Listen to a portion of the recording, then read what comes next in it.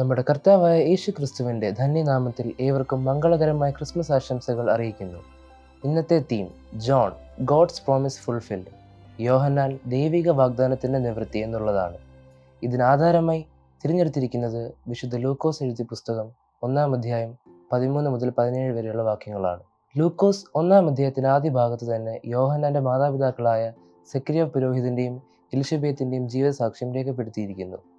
അവർ ഇരുവരും ദൈവസന്നിധിയിൽ നീതിയുള്ളവരും കർത്താവിൻ്റെ സകല കൽപ്പനകളിലും ന്യായങ്ങളിലും കുറ്റമില്ലാത്തവരായി നടക്കുന്നവരുമായിരുന്നു. എന്നാൽ അവർക്ക് സന്തതിയില്ലായിരുന്നു. ഇരുവരും വയസ്സ് ചെന്നവരുമായിരുന്നു. ഈ പശ്ചാത്തലത്തിലാണ് കൂറിൻ്റെ ക്രമപ്രകാരം ദൈവസന്നിധിയിൽ ധൂപം കാട്ടുവാനുള്ള നറുക്ക് സെക്കരിയാവ് പുരോഹിതന് ലഭിച്ചത്.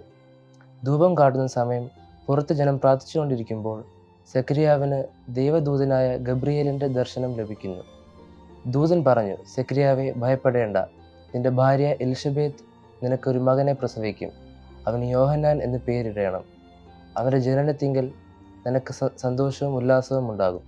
അവൻ കർത്താവിൻ്റെ സന്നിധിയിൽ വലിയവനുമാകും.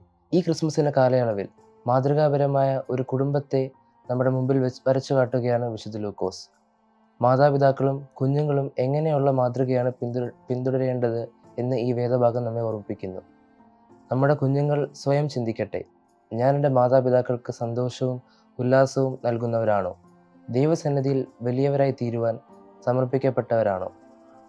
നമ്മുടെ കുടുംബങ്ങൾ ഇങ്ങനെ സാക്ഷ്യം നിറവേറ്റുന്ന കുടുംബങ്ങളായി തീരുവാൻ ഈ ക്രിസ്മസ് നമ്മെ സഹായിക്കട്ടെ. നമുക്ക് പ്രാർത്ഥിക്കാം. കർത്താവേ, ക്രിസ്മസിൻ്റെ ആഘോഷങ്ങൾ ഞങ്ങൾക്കെല്ലാം കുടുംബമായി സന്തോഷത്തിൻ്റെയും ഉല്ലാസത്തിൻ്റെയും അനുഭവങ്ങളായി തീരുമാറാക്കണമേ. യേശു ക്രിസ്തുവിൻ്റെ നാമത്തിൽ തന്നെ, ആമേൻ.